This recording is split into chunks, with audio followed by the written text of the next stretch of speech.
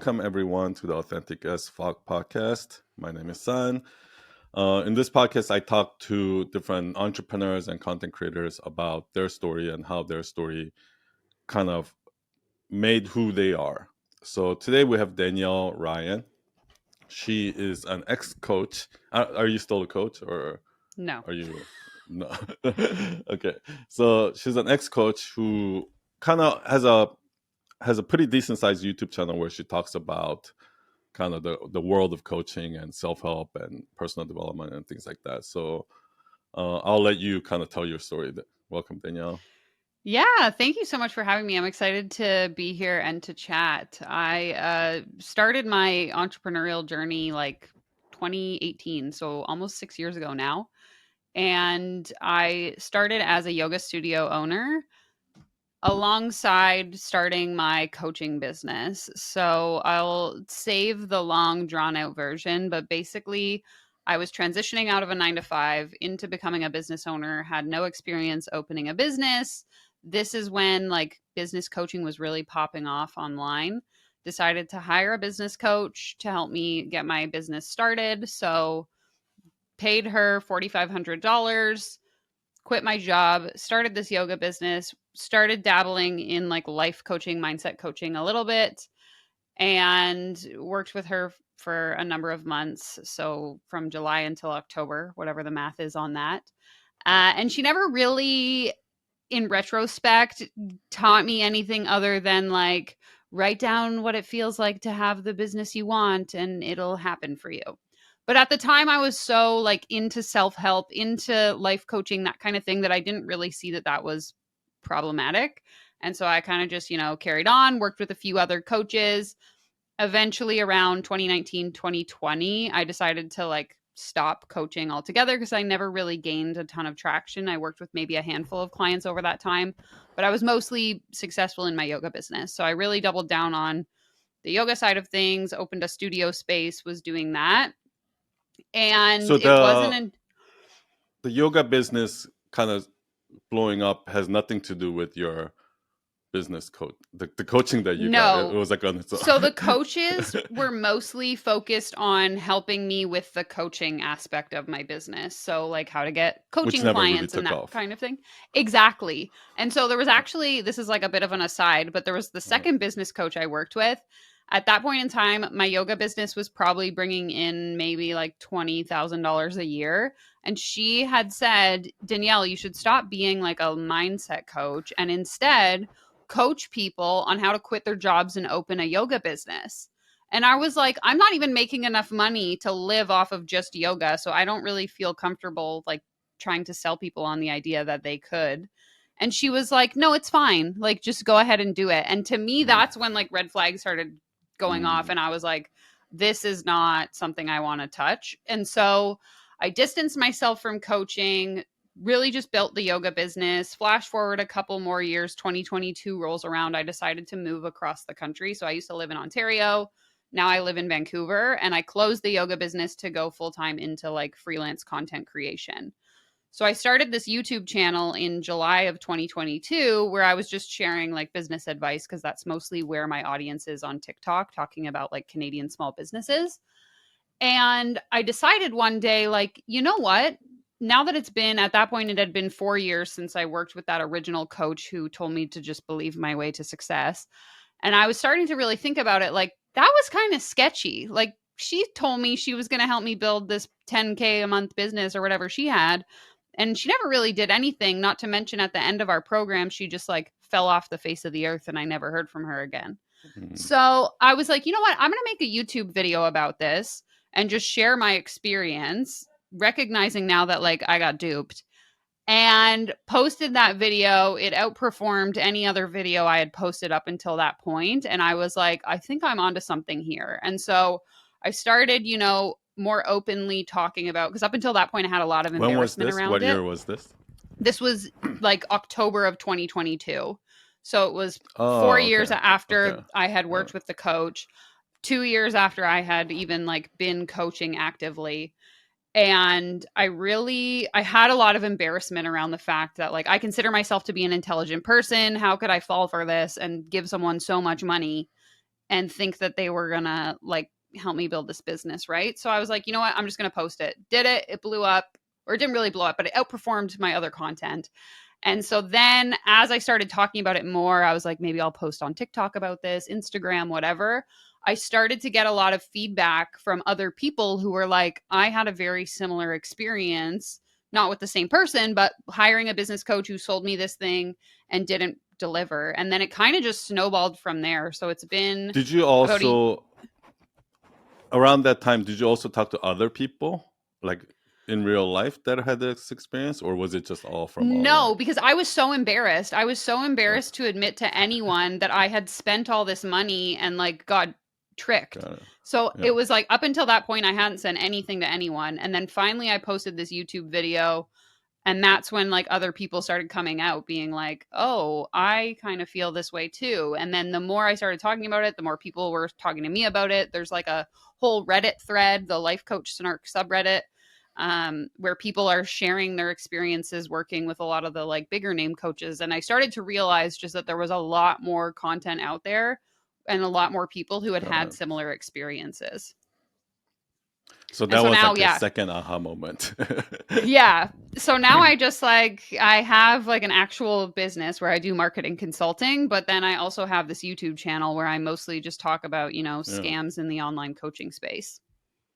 it's so interesting. The first you talked about how, like, they say when you look at like people who fall for conspiracy theories like flat earth theory and stuff like that, they have above average IQ.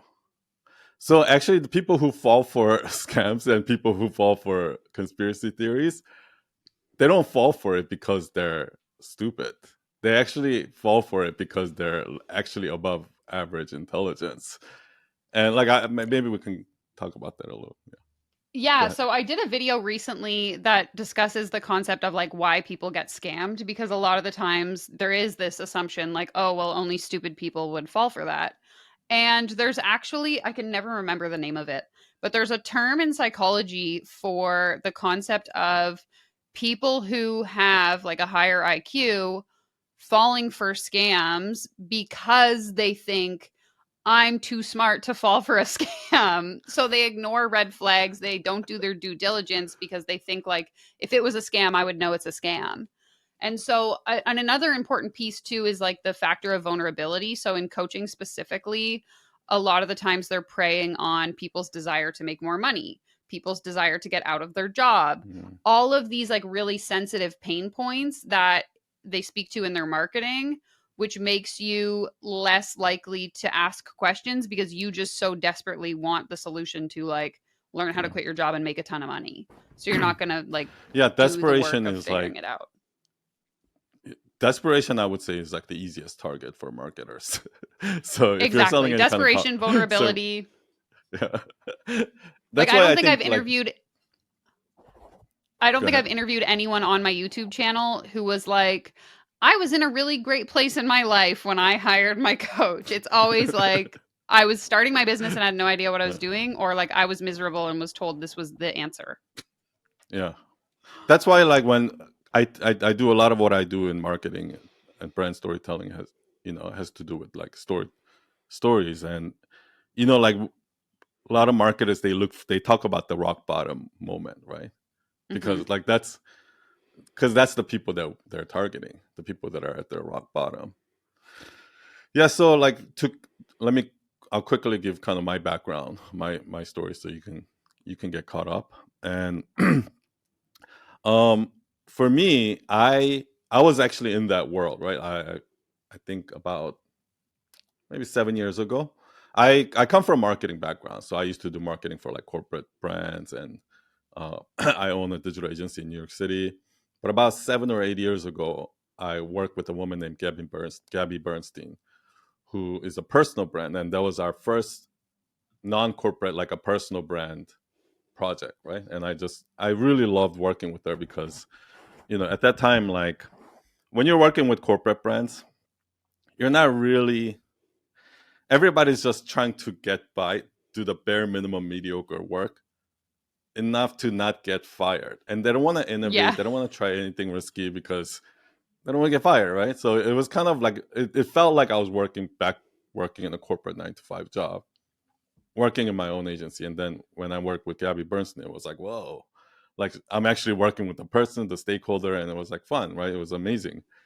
And then I got sucked into this whole. At that time, I didn't even know who. Like I heard the name Tony Robbins, but I just know him from like that movie Shallow Hell. I don't know if you remember Shallow Hell with Jack Black, but like I don't really know anything about him, right? But then I got sucked into that whole world, and then I kind of like I fell in love with that, right? So from there, one after another, we started kind of getting more personal development, kind of personal brand clients. We started working with people like Mel Robbins. We work with Mark Randolph, who's the founder of Netflix. um, Jay Shetty, who you discussed recently, and we also work with like kind of like new starting out coaches and things like that. And we most of what we do is like marketing, websites, like conversions, like things like that, right? And when you're in that world, like it's like conversions. Oh yeah, we hit this much in sales, boom, boom. It's all positive, positive, like positive vibes, right? So it's not like these people are. I think I'm in this like unique position because I've kind of seen both sides. So it's not like these people are like Dr. Evil sitting there going like, oh, yeah, let me rip these people off. And like, that's not what's going on, right? But I didn't notice that at all until like years passed by. And when in 2020, I started like posting on my Instagram. I started putting like, I wanted to just double down on personal brands because I personally think personal brand is kind of where the future is. Like, people are not going to trust corporate brands unless it's tied to some sort of a personal brand that they Mm-hmm. trust or something like that, right? So I started working on my personal brand, and then everybody started coming to me and asking, "Son, like, how did you grow your Instagram so fast? Show me, teach me how to do storytelling, blah blah blah." So I was like, "Okay, I'm going to do a high ticket course and like the whole formula that I've been doing for my clients." And then I went into this hole because like I was like, while I'm writing the sales page, right? Like when you're writing sales page for these things, you're taught to like, okay, you sell the dream and do this. Oh, it's okay. Like there's a little bit of shady stuff going on there. So while I'm doing that, I'm thinking to myself, I'm like, I know for a fact from my experience that majority of the people who pays whatever $1,500, $2,000 for this course are not gonna grow their Instagram. They're gonna maybe watch 3 modules and then give up. Like I already knew the story, right? Like I know what's going on in the background, and um, I couldn't help feeling like I'm lying to myself, writing this copy, right? Like inauthentic. So then I went into this hole for like 9 months. I stopped posting. I was like, what is my? And then I started overthinking. I was like, oh my gosh, my whole life is a lie. I've been a marketer my whole life, and my entire job was based on manipulating people to buy stuff that they don't need, and all of these things, right? And then finally, like what I realized is, well, there's a lot of thinking that happened during that time, but what came out of it eventually is I wanted to create a membership program where people pay. At that time it was $5 a month. Now it's $30 a month, but where people pay very low price and they can come and they can practice storytelling rather than learning storytelling. They're coming into a community. People meet online on Zoom in real life, and I saw the benefit in that. So that's kind of like what I decided to launch with.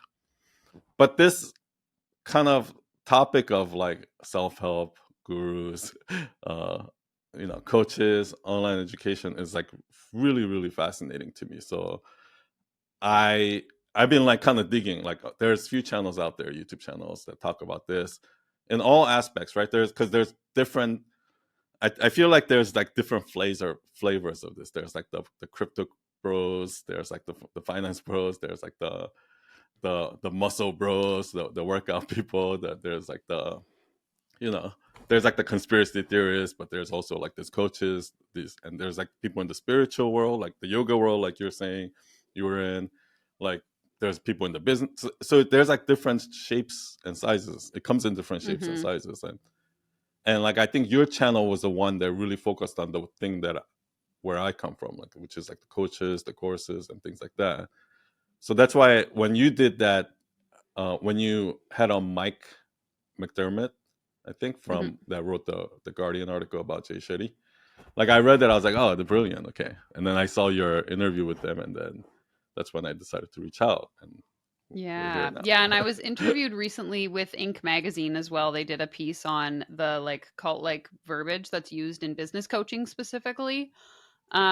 But between that and the Jay Shetty piece, it's very much like I think a lot more people are starting to become aware of just how common a lot of these practices are. Because again, just like you said, we're seeing it in business coaching, but we're seeing it in life coaching and spiritual coaching and fitness coaching and, you know, crypto bros. And there's so many different niches that are using very similar tactics in their marketing in order to, like we were saying in the beginning, prey on vulnerable people and take them out of a moment of desperation, in my opinion. So with these articles coming out, do you feel like there's like a shift happening? Do you feel like it's getting to a point where the exposure is becoming like you know It's hard to say bigger? because the thing with like the internet or algorithms is like the more you consume certain content, the more you see it. So to me, I'm like, everyone is talking about coaching That's true. scams, but then I'll like mention to someone else the kind of content I make and they have no idea what I'm talking about. So I'm Yeah, like, I don't think it's quite mainstream yet, but the more that we can have these conversations, maybe it'll get there. that's so true. There's so many things online where I feel like, oh, everyone's talking about this, and I talk to my friend like offline, and they're like, "What are you talking about?" Like, Exactly. Like I've never seen that. I'm like, okay, so it's just me. so talking about like some of the languages and like let's do you have any examples of like coaches that you know or stories that you've heard where so how does Yeah, I this mean whole the process work? Give you an in example. terms of like getting sucked in. Yeah, exactly. Yeah. I think a lot of the times the most like common examples, especially with people that I highlight on my channel, is anyone or people that make very seemingly now ridiculous claims, but when you're in it, again, you don't see the red flags. Promises of like quick success in a very so like big success in a short period of time. So like a lot of the times we'll see, you know, use my formula and make 10K months in the next 30 days or Yeah, join I my was gonna say program X and I'll dollars in next months. exactly X dollars in X amount of time. That's like the most common one, I think, based on the conversations I've had that people have fallen for, or just like this super simple solution to what's actually a very complex problem. So, if we think of Mhm. like starting a business, for example, there's obviously a lot of things that you need to do in order to properly start a business from like the actual fundamentals of like bookkeeping and business registration to the marketing side of things. But what happens is these people are like, join my 5-day course and you'll have a business at the end of it. And it's like, Mhm. no, you won't. Like, that's just not possible. Like, you can't even find probably your first client in 5 days. So, anyone that has some like very specific result that they're promising or alluding to as the result of the program or course that they're selling in like a very unrealistic time frame. Like if it sounds too good to be Yeah, true, it probably is, but it's so easy to ignore the fact that it sounds too good to be true when you so desperately want that solution. which is like kind of that should be the number one red flag because in the marketing world, we're taught to sell the results, Exactly. right? Like, oh, sell X dollars in next month. Like, don't sell like you're gonna learn, It's this easy. It's some. easy to sell if you do that. Yeah, Like if yeah. I were to approach you with like let's say I have a bookkeeping spreadsheet that I sell.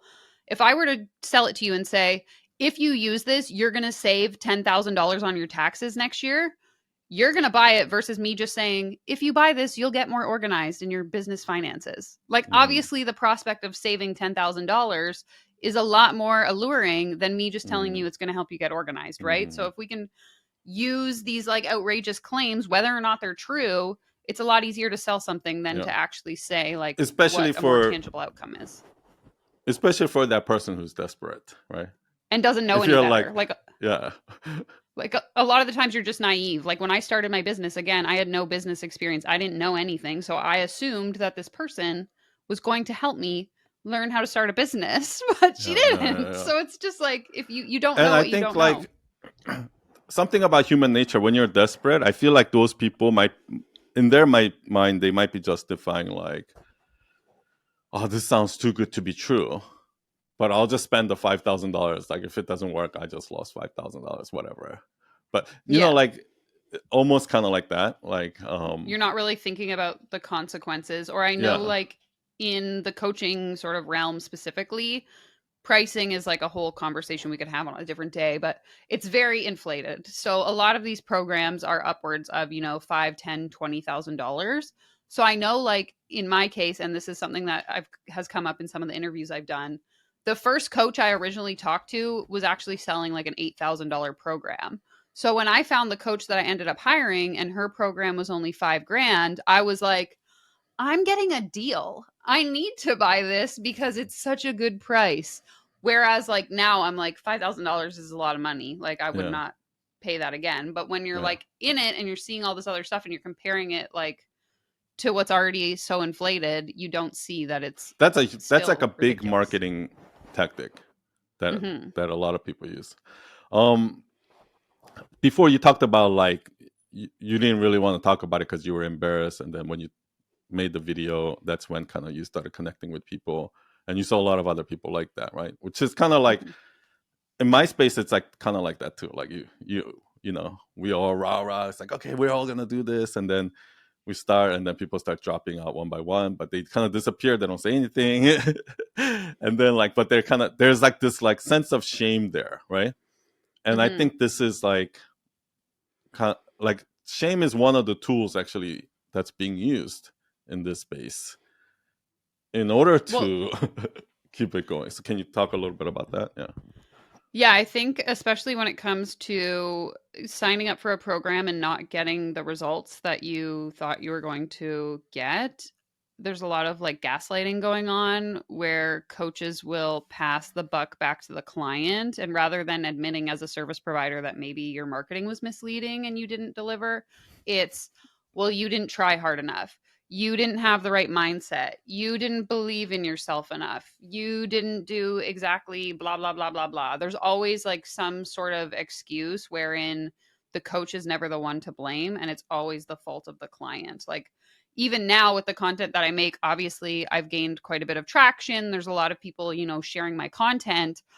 I'll get feedback from people who are still actively coaches in the industry saying, well, Danielle just doesn't take personal responsibility for the fact that she's an adult and made the decision to invest that money. And while, yes, I understand that, I understand like no one forced me to hand over my credit card to pay for this program. There's also a level of manipulation that's being ignored when we Mhm. default, well, the client made the choice to buy the program. No, they were misled in what they were promised, and that's why they I see paid. what you mean. If they Yeah. had have known they weren't going to get what they were sold on, they probably wouldn't have bought your program. So there's like responsibility on both parts. And I have yet to see many coaches who admit to their part in the wrongdoing. It's easier said than done. Like the to come out and say, "Hey, I was wrong." Like I Yeah, exactly. Like, obviously, there's a big piece of ego. yeah. And if you are Yeah. someone who's still actively coaching, it looks bad for Mhm. your business to be like, ooh, Mhm. yeah, I was a scammer. When Or like, actually, it's the thing that's gonna set them free, right? Because like for you, actually coming out and just saying I was wrong is the thing actually that launched kind of your new career. exactly. And it's funny now, like, even so, some people are like, well, what about clients that you worked with? Like, do they not feel that they got scammed? But, like, first of all, for the record, I was never a business coach. I never told anyone I was going to make them a millionaire. But I have good relationships with the people that were my coaching clients. So we laugh about it now. And it's like, Mm-hmm. I think if you can come at it with this area or like air of transparency and willingness to say, like, yeah, what I did was like, I never really did anything shady, but it was cringy for sure. And now that I can like make fun of myself, I think that like adds to the relatability as Yeah. well. And so I just I would wish argue that, that go both ahead. you and that person who's saying that Danielle's not taking responsibility, like both of you are correct because, and we can talk about this a little bit later, but when because what you're doing is you're taking responsibility. You fool me once, shame on you, and then fool me twice, then shame on me, right? So now you are saying I will not fall for this, and you're actually speaking up, so other people won't be in that same place, right? Whereas then Exactly. I And would that's the say idea. the person who you and I both know that there are plenty of people out there who are consistently getting scammed like year after Mhm. year and year and still not like that's the norm. I would say 100%. so. Yeah. I think there's a level of self-awareness to recognize like, okay, this even happened to me versus just like, woe is me, I'm the victim and all of these people are horrible, which I don't think is true. I don't Exactly. think that a lot of these people that are like scamming people are even aware of the fact that they're scamming people. It's just Mm, like a byproduct of the industry that they're operating in. yeah, Because again, like even it's a marketing that I cult. used to use, yeah, and like marketing I used to use in my business, looking back now, could have been considered manipulative, but I didn't know that because someone else was just telling me like this is how you market. Yeah. Okay, sure. Like you don't know. So let's talk about some of those, like how the sausage is made, like some of the tactics. So, Hmm. like last year, I did this post where I talked about, okay, here's how you scam people, right?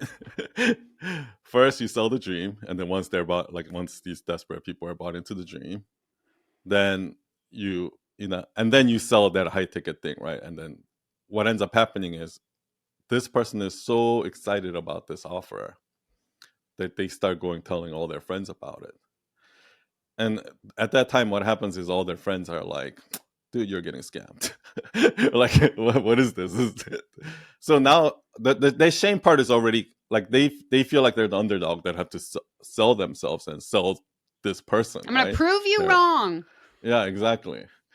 So they take out a loan, they go into credit card debt, and they go and take this high ticket course. They come back all excited, and they're like, "Oh, you watch, right? I'm gonna change my life." And then 3 months later, they fall right back into their old routine. And then their friends start shaming them. Right? It's like, "Oh, what happened, huh? I thought this was gonna change your life. What happened, huh?" And then they're like, the person that's being in that place is being taught this lie from these influencers that are like, "Oh, the program works. You just didn't put in the work," right? Like you said before. Exactly. And because they've heard that, for us, even when they buy into that, or when they buy into the whole program of like, I need to raise my prices thing, there's a saying going around that says like, when you pay attention, Hmm. which is actually kind of is misleading too, but because it's not technically true. Yes, a little bit, but it's not significant enough, right? So that's the first language that they use to get people to first feel okay about charging a shitload of money, ridiculous amount Hmm. of money, and then feel good about spending a shitload of money, right? Because when you don't pay attention. And then on the back end, there's this other saying that the program works, you just didn't put in the work, right? Yeah. You're playing a victim, right? And then what happens? So they can't go tell anyone about it, right? So this is how they minimize the number of bad reviews. And then on the top reviews, like if you look at, for example, like Marie Forleo's course, and I'm not saying this is not illegal or anything like that. Everyone does it. Like she has like 300 reviews, right? But she's had over 80,000 students in the through the lifetime of the course.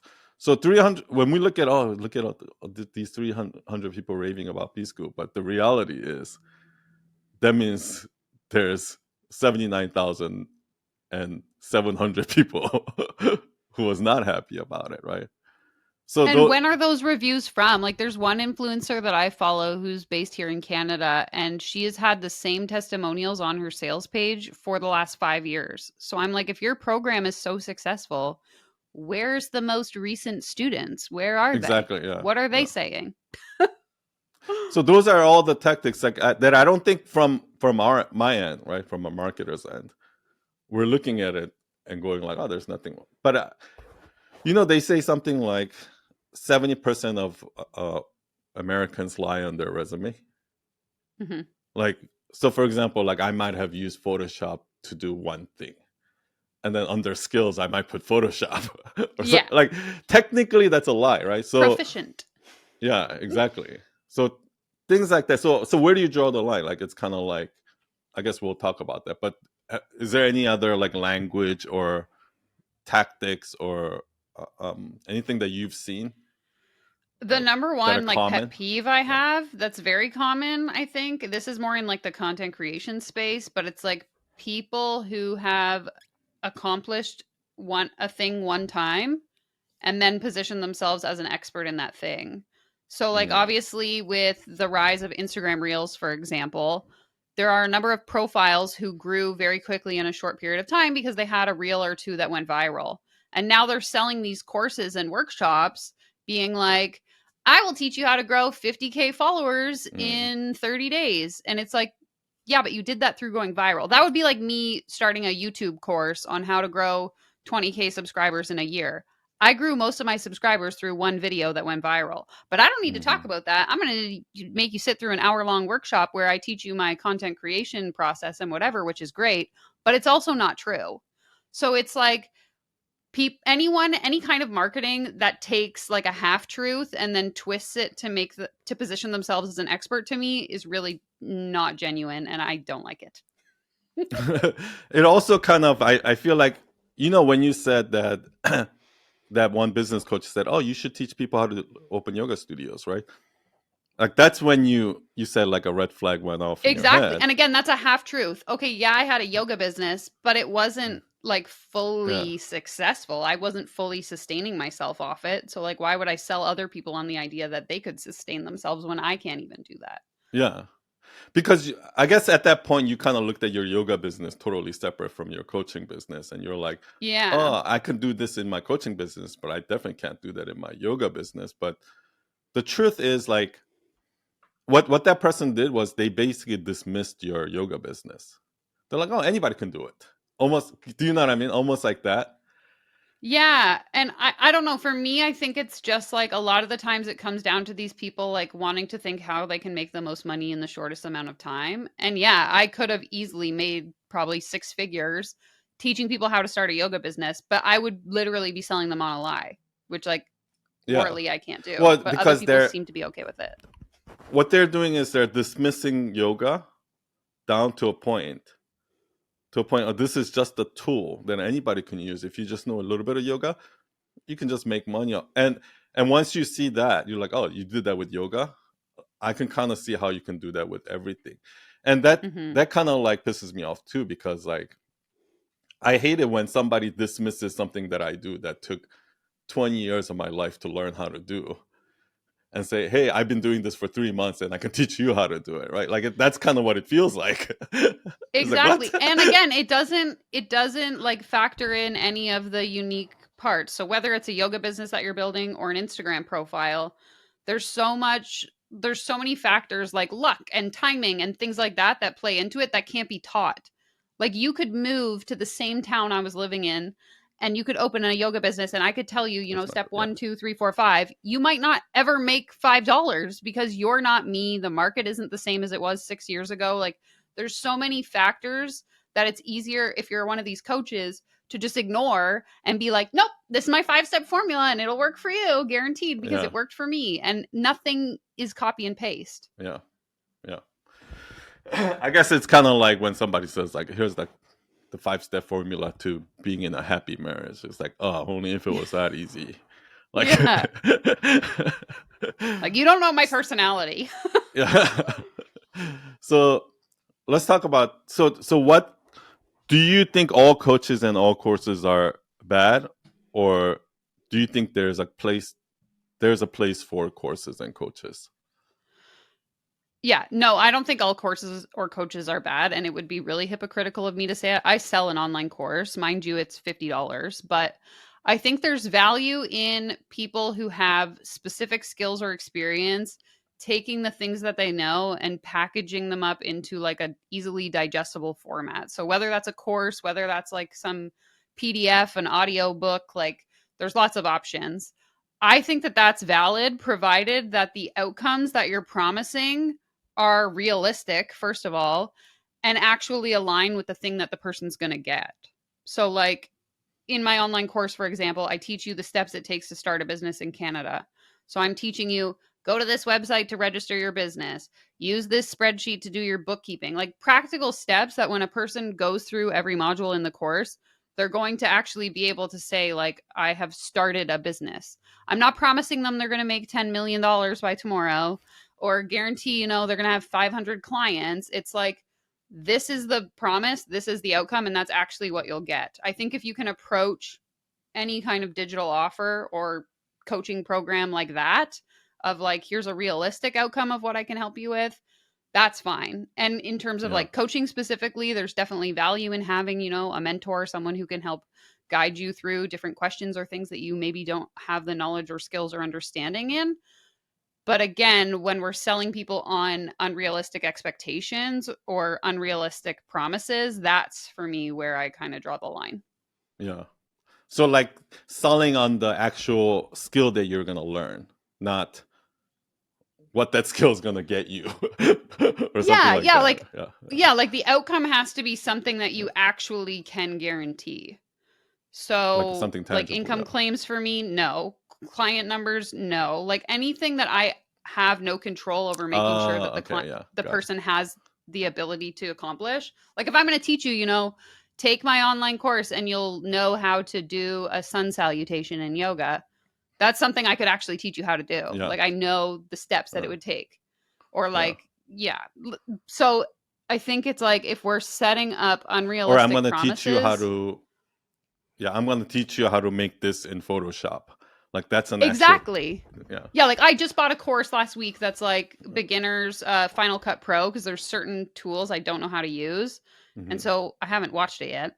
But in the preview, the modules that I need, how to make your text move off the screen, I'm going to actually learn how to do that by the time Yeah. I finish the 8-minute module. Like he's not I selling me a actually think, promise.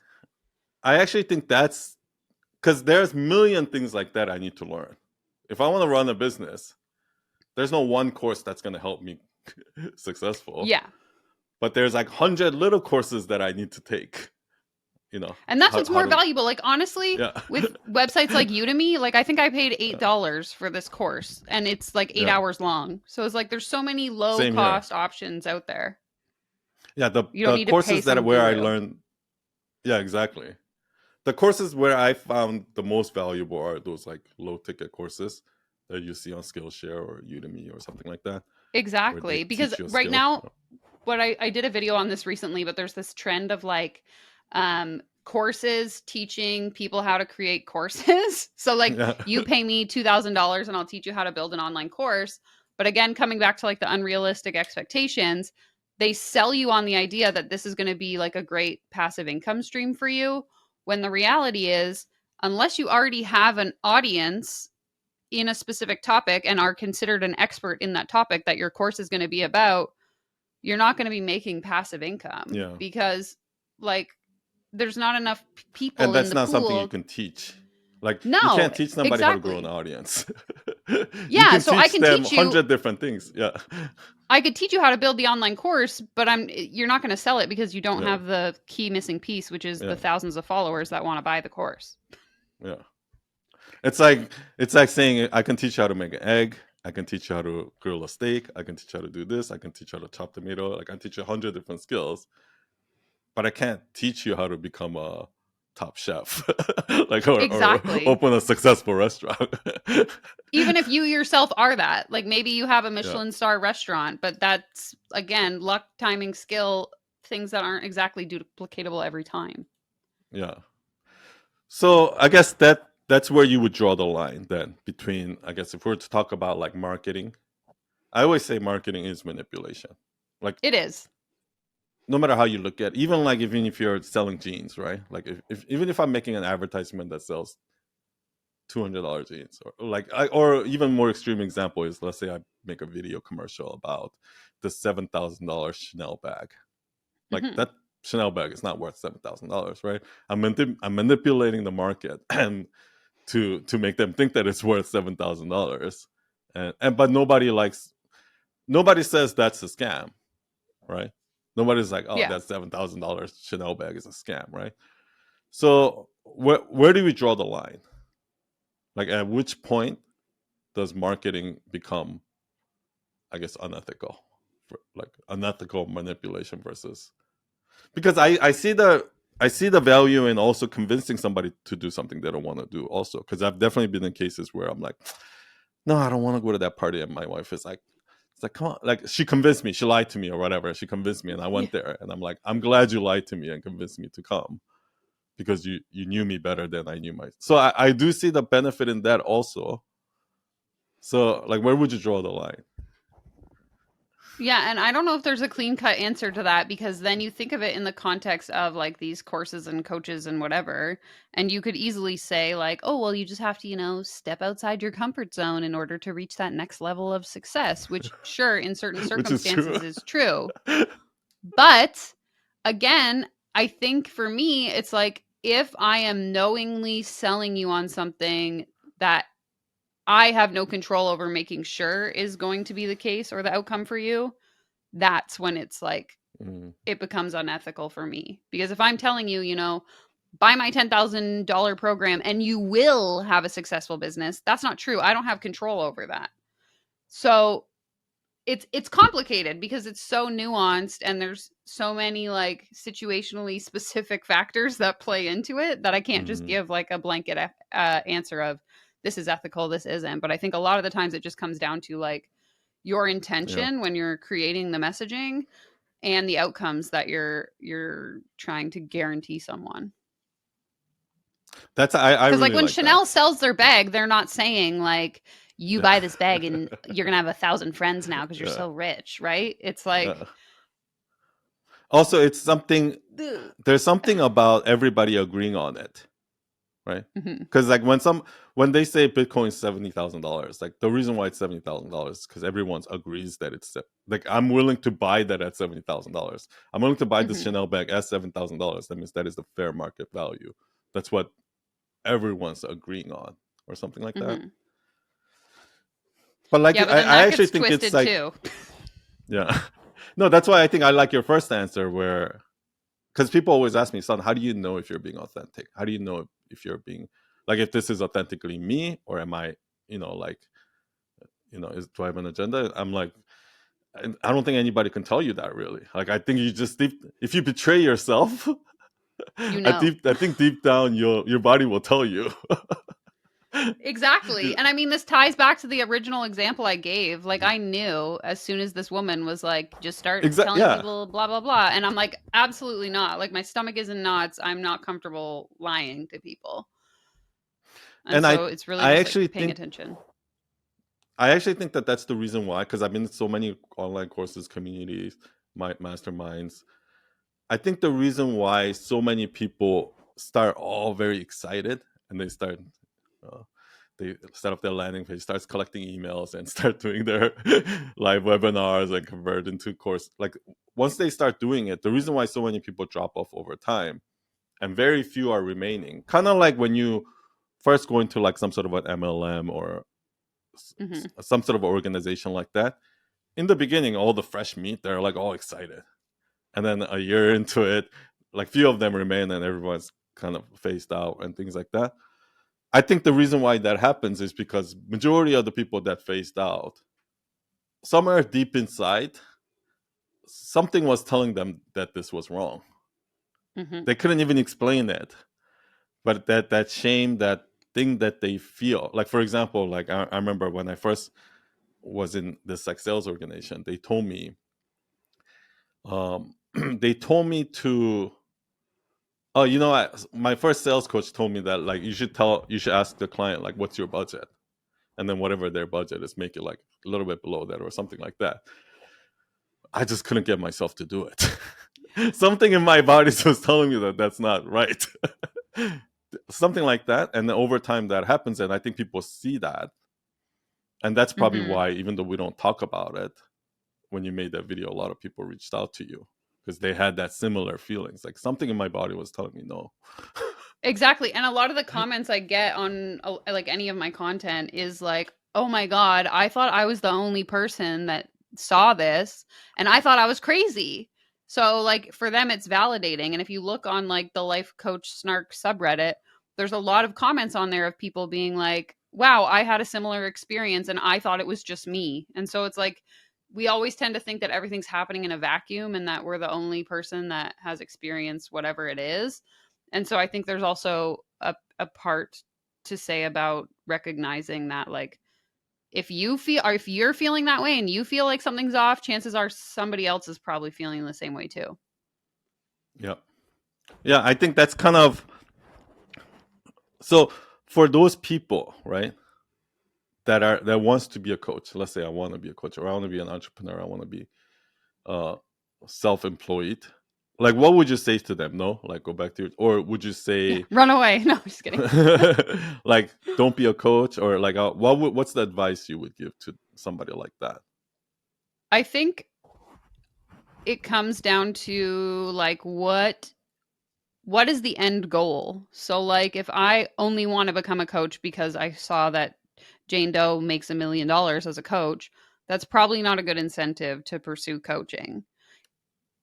If I want to become an entrepreneur because I think it's going to be, so much easier to have time freedom and never have to ask my boss to take time off, also probably not a great reason to become an entrepreneur. Like there's so much time and effort that goes into building any kind of business, whether it's a coaching business, a different kind of business, that I think it becomes oversimplified by these people who try to sell you on the dream, that a lot of individuals don't realize the work that it takes. But then because they don't have that motivation of like, okay, well, I actually want to start a business. Like, so for me, I wanted to start a business because having autonomy over my life is way more important to me than like excelling in a career. So I wanted to be able to do something that I genuinely enjoyed on my own terms and on my own schedule, knowing that like that's going to take a lot of work and a lot of time to reach that point.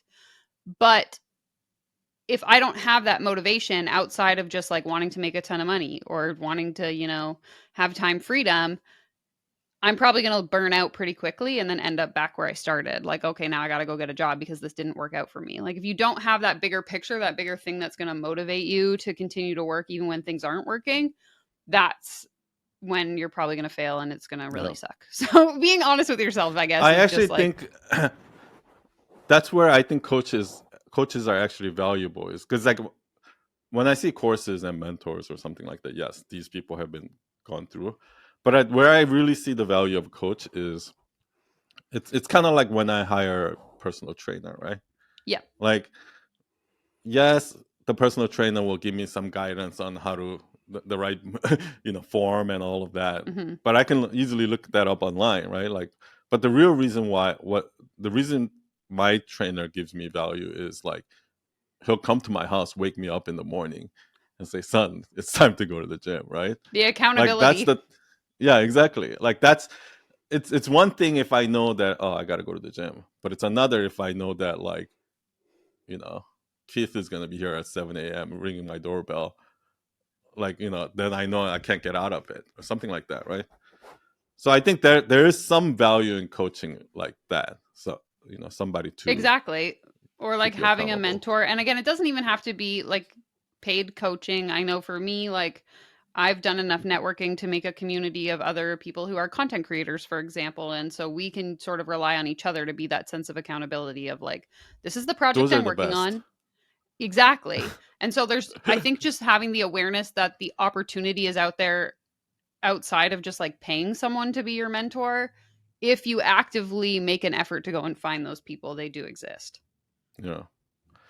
So where do you see the future of this going? Like, well, maybe we can kind of wrap this up about talking about like where do you see this whole industry going?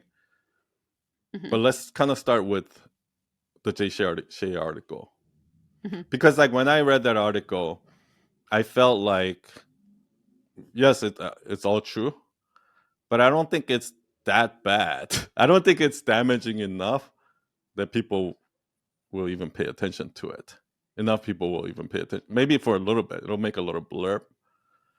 But I think eventually, like, because like Tony Robbins had way worse Hmm. accusations against him, and like people still go on, right? So yeah, I kind of want to see where, like, and I actually think that Jay Shetty is not really in if I had to put a range of like, Hmm. like ethical to unethical. Like he's actually more on the more ethical side in my opinion, rather than the unethical, because there's way worse people than Jay Shetty, right? Jay Shetty is just huge. So what do you See, think and I about don't that? know. I don't know if I would agree with that. Like, and obviously Oh, my really? perspective is like a bit biased, but the whole Hmm. like coaching certification thing for me, and that was kind of like, so John, who wrote the article, found me through a stream I did about the coaching certification program. Because again, this ties into the idea of like selling people on an unattainable dream. The fact that he's certifying thousands of people through this like life coach school, to me, is like disgusting. I could do that. I could open a life coach school tomorrow and then start The telling Jay people they're Shetty going to be successful certification is life what you're talking coaches. about. Yeah. So Yes. there, Yeah. So, I don't understand that. Like when I look at Tony Robbins and Jay Shetty and somebody like this, right? I'm like, mhm. you guys don't have to do this. I mean, yes, it's a big chunk of the revenue, but it's not worth it for the amount of damage you're doing to your reputation. Because like I feel like what Tony Robbins and Jay Shetty says, a lot of it is already good enough that they don't have to sell these. They don't have to like oversell these programs. But they do, You because know. that's how they make a lot of money. So it's like, yes, I can say this motivational stuff that inspires you to follow your dreams and whatever, and that's fine. Hmm. But ultimately, I just want to get you in my funnel so that you'll buy, like with Tony Robbins, it's usually some like $2,000 coaching Hmm. webinar or whatever.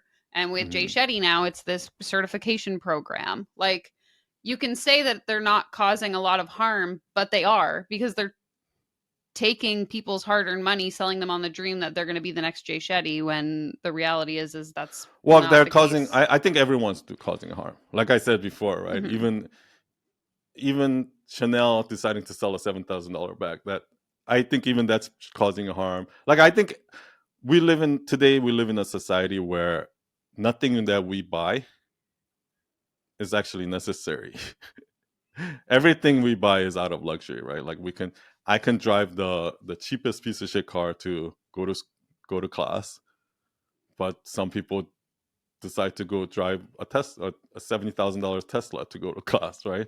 Like, and the Hmm. only difference is that one lifts up your status, right? And so, like, I think we already live in a world where everything we buy is all valued out of thin air. It's not. There's no actual value to it. It's just all made up.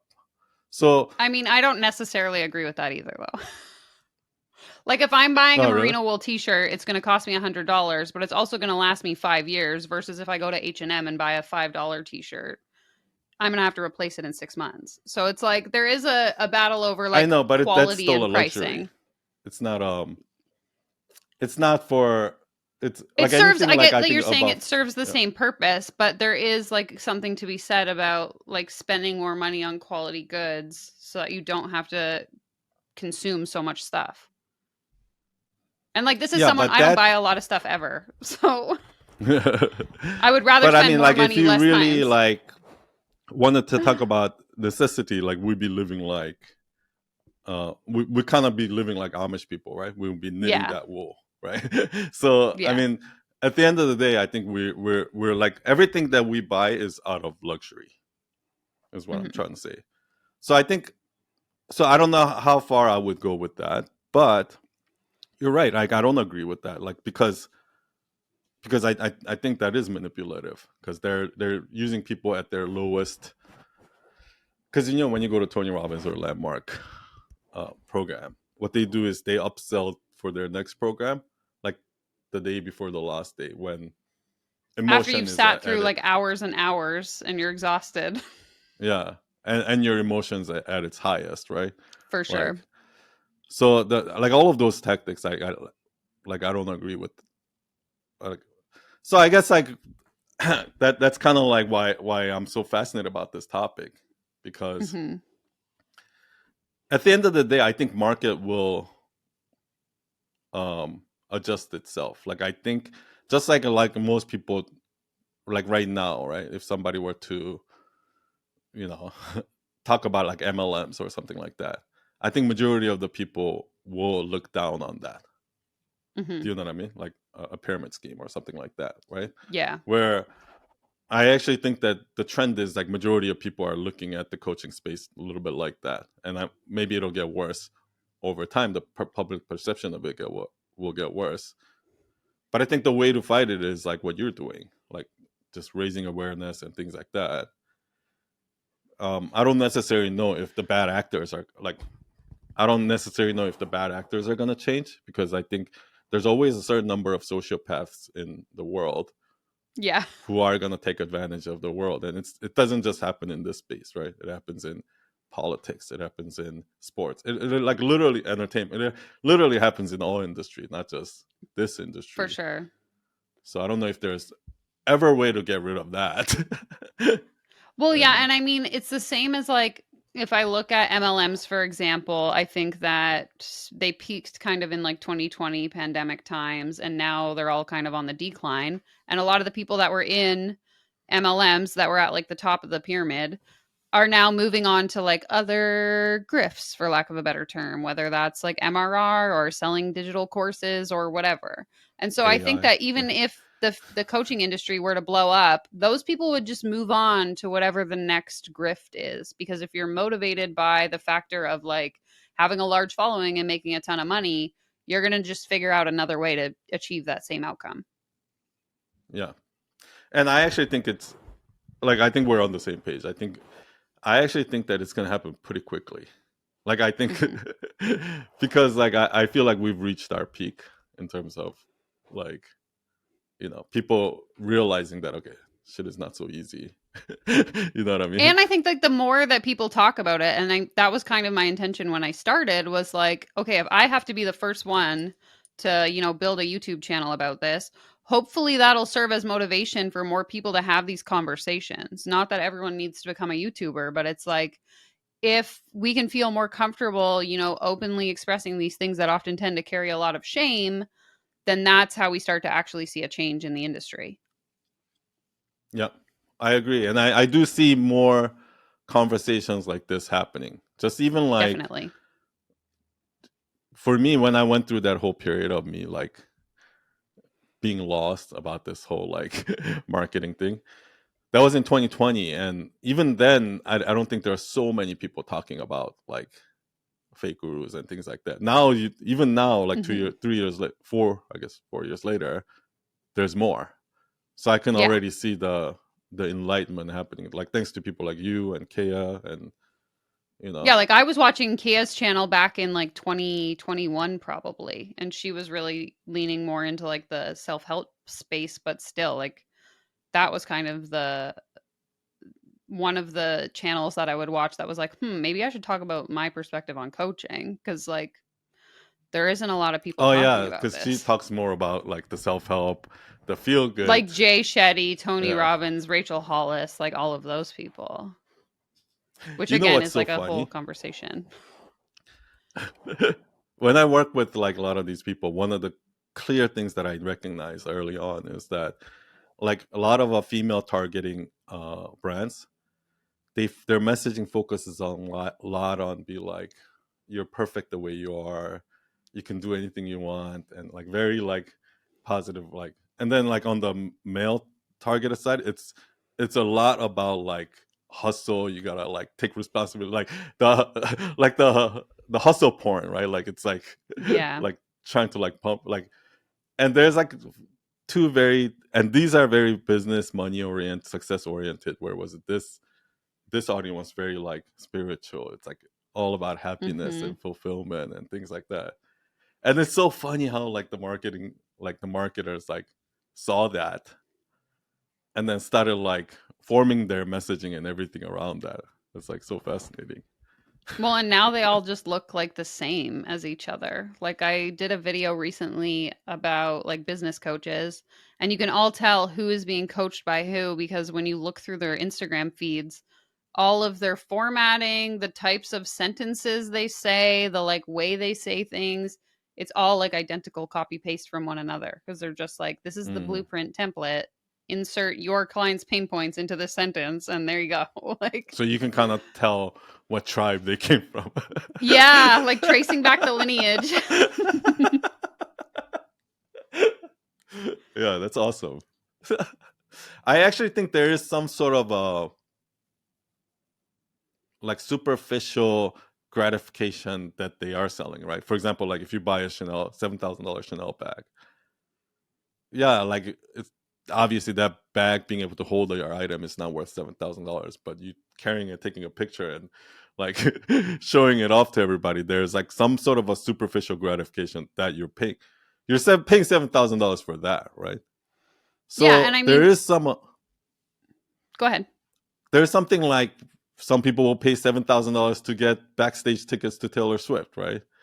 Hmm. And some people will pay $7,000 to go watch Tony Robbins talk live because that experience of it alone for them was enough, right? So there's a little bit of that aspect to it too in this kind of cultish world. Yeah, and I think like in a lot of the coaching space too, it's like selling people on the idea of proximity. So like you're paying to be in my energy, they'll say, versus like I don't actually have to teach you anything. You're just going to be successful because you're associated with me. Which like yeah, okay, in some contexts, sure, I understand that like if I was only surrounded by people who worked minimum wage jobs, I might not know that it's possible to have a job that pays you $40 an hour because I'm just not exposed to it. There's validity in that, but when we take it to say, well, if you start hanging out with people that make $40 an hour, you're guaranteed to also make $40 an hour. Well, no, if I only have the skills of a minimum wage job worker, that's not going to be true for me. Yeah, And that's where I think, again, if we come back to this like misleading marketing, not true, half truths sort of yeah, claims, that's kind of an example of that, of yeah, like, just because you paid to be in my proximity doesn't mean you're going to be yeah. successful through osmosis. Like, that's not how reality works. But people like trick themselves into thinking that, okay, if I go to Tony Robbins, That I'm going to be the next Tony Robbins. Like, I forgot about that one, but that is one of those. Remember, we were talking about the little tactics they use, like how they say yeah, things like you don't pay attention," like yep, paying for proximity. That's one of those things too, right? It's like exactly. what what the fuck kind of bullshit is that? I see it all the time. And what's more interesting is coaches will use it. They'll make like an Instagram post and be like, I pay $10,000 a month to my coach and I don't even use Voxer. I just want to be in her energy. And so that is like a flex to now. So, like, if Becky is paying Sarah to be in Sarah's energy, Becky is Mm, saying that so that Jessica will then pay Becky because it's like, I pay Sarah and I don't talk to her. So, Jessica, you pay me and yeah. I don't talk to me. It's You know like, what it's it's almost so like? twisty. It's almost like when you know people like used to get autographs or now they do selfies like just to like that's more important than the event because they want to show proof to everyone that like I was in this proximity with this person, right? Exactly. It's almost like they're paying for that. They're paying money for that. Because they think it gives them like a sense of validity. So like, ooh, Yeah, I get coached by Tony Robbins, therefore you should hire me because like I work with him. So then like through me yeah, you're connected to him. yeah, yeah. It's just like it's a But lot of like mental again, gymnastics. yeah, I don't blame the. I don't. Just like I don't blame Chanel for selling that bag at $7,000. I don't blame these people for like if there are people, there are market, there are people who are willing to pay that price to be in your proximity. Like to me, that's the market. I think what I want to say is like we are the ones we as the consumer we're the ones who create the market. So if we're gonna Yes. take responsibility, the way we take responsibility is like talking about it, not buying And from again, them. that's the feedback I get from these coaches and I don't agree with that because if I am being funneled into a space where all of the marketing has now twisted my ability to think clearly and I don't have the perspective to understand that I'm being manipulated, then it's not my fault. It's not my fault that, okay, yeah, I paid Mm, $7,000 for your program, but I only did that because you I see what convinced you mean. me by touching on all my vulnerabilities and pain points that I need this thing. And so I don't think it's the same. Well, I can see why you don't think it's the same, but I do think it's the same, and I do think maybe that's like the maybe that's like the core difference between like your belief and my belief is like I 100% believe in personal responsibility and like not being like I 100% believe in the like yeah, the world is not fair. But I am Definitely. responsible for myself. And yeah, there are going to be people out there, hustlers and scammers who are trying to scam me, but it like I have to be the one who, you know, who sees through that bullshit, right? Like and like I'm very much of the mindset of like fool me once, shame on you, fool me twice, shame on me. But I For sure. do And I don't agree. disagree with that. That's not what I'm saying. What I'm saying is if I'm in a vulnerable position and you come to me knowing that I'm in a vulnerable position and you sell me on something, saying that you have the perfect solution that's going to get me out of my heartache, my trouble, my despair, that's on It's you. 100 That's not yeah, on me. it's 100% on me. Exactly. That's what I'm But saying. what I'm saying is at the end of the day, people like because there are people who do use very like extreme manipulative tactics and then they get called out for it and then they disappear. Do you Hmm. understand what I mean? So Hmm. I think there's like I guess what I'm trying to say is I think the public will tell them that. So I don't think it's like as long as they're not breaking the law, which I don't think any of these people most of these people are, like I don't see that. Yeah, I don't see it as necessarily their responsibility. Yeah, they're unethical, but there's bad actors in every space. Like just think about the Yeah, but to amount that say we're that being. just because bad actors exist, then what they're doing doesn't matter. Like, I don't know. I don't agree with that sentiment. And also, for the record, especially in No, the I didn't US, say what they. the FTC, it is actually against the rules. A lot of what they're doing, they just don't get caught for it. But to like make income claims and promises that are misleading is illegal. Okay. Now that we're getting into the weeds of this, couple of things, right? Yes, it's their fault. Yes, they're doing bad actors. Should we do anything about it? Yeah, the way we can do it is call them out and things like that, right? But like, if they're not doing anything illegal, like we can't put them into jail or anything like that. Like Sam Bankman-Fried obviously was doing something illegal, so they put him in jail, right? So I think there are bad actors who are getting away with things all the time in all the industries, right? In terms of the whole legal thing, I mean, I don't know if there's that. That's like I'm not like a big government person. Like I don't know if I trust the government to regulate things fairly. So FTC just doesn't have enough funds to be able to go after all like unless it's like a huge thing like That's what I'm FTX or something saying. like Like, that. just because They people aren't getting caught doesn't mean that what they're doing isn't illegal. So, like, but there was a company the that was reason why large they do it enough. because I work There with a lot was, of these people and they're lawyers. So the way it works is their lawyers goes through everything and they do it, but they do it just enough. Like they have a fine print on the bottom of these sales pages where of they will course, say these. So they do follow results aren't all the guaranteed, rules, blah, blah, blah. right? Technically, so it's not like they're technically not breaking the law, right? Yes, it's misleading when you have 10 testimonials that make it seem like this program was amazing when 9,990 of them thought it sucked. Yes, Hmm. that's misleading, but it's technically not breaking the law. But if somebody did that enough times, I think their reputation will be hurting as a result of it, and I think it happens. And Hmm. the longer they do it, it happens. And so I guess what I'm trying to say is like organically things will work itself out, and it always has. Like scams has been Hmm. going on around since the beginning of time, Hmm. right? And the way to I guess what I'm trying to say is the way to fight is to raise up awareness and for us to become smarter consumers, right? Because Yeah, and I mean that's the intention here, and like the reason why I don't really call a lot of people out by name is because I don't care who they are. It's like let's focus more on the tactics they're using that everyone is using, so that you can yeah, I noticed protect that. yourself.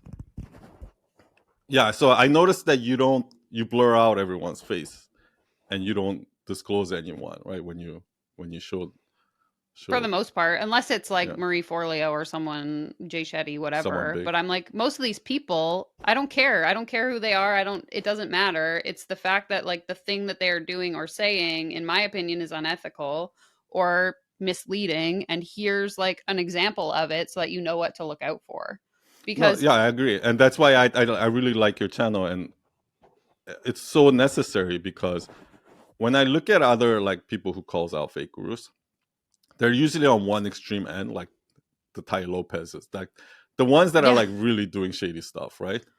Hmm. That like nobody would deny that that's wrong, right? Hmm.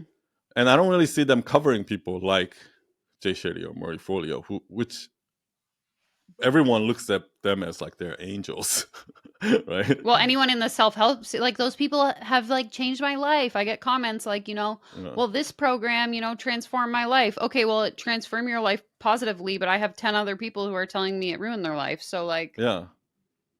So how what many are we of doing? those other people that are hiding there? That's that because like I've actually tried to dig up there on Murray Folio, right? Like I've tried to look for, and it's looked nearly impossible to find.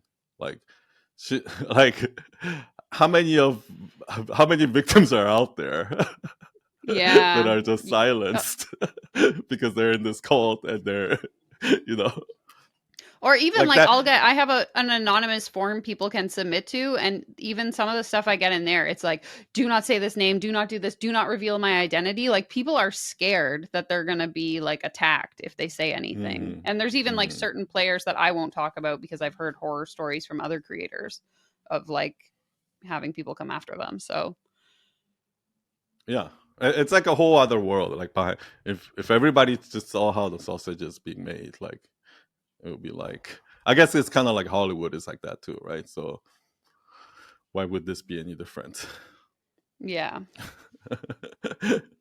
But yeah, I like that you covered those people because like to me those are the really interesting people that are like on the borderline of ethical, unethical. Like they're not like really bad, but they're not this guru like selfless guru that they're claiming to be.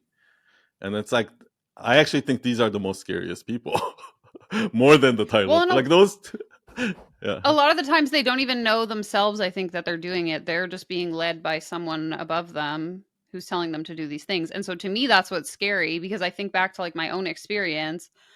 I was just doing what I was told I should do. And so when you're doing that, you don't actually know what you're doing because you're just yeah, following someone else's guidance blindly. yeah. Like Like on it's your end, if it's dangerous. like, let's say you had a $10 million launch, right? Hmm. Like you and the back end and the marketing team, and like they're celebrating. They're like, oh, this is the universe showing us a sign that people need us, and Exactly. like we make positive, and then on the other side, well, this is happening. Like so it's almost like they're hitting from the reality. Exactly.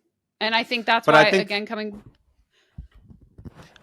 back to your what I point about think. like people not wanting to speak out about it comes back to that. So like if I'm seeing so and so celebrate their $1,000 million launch and I was someone that bought into that, I'm like, well, if that many people bought, like it must just be me. Yeah, In yeah, my I'm the one experience who that did wasn't something good. wrong. Yeah, Exactly. it was my fault. Yeah.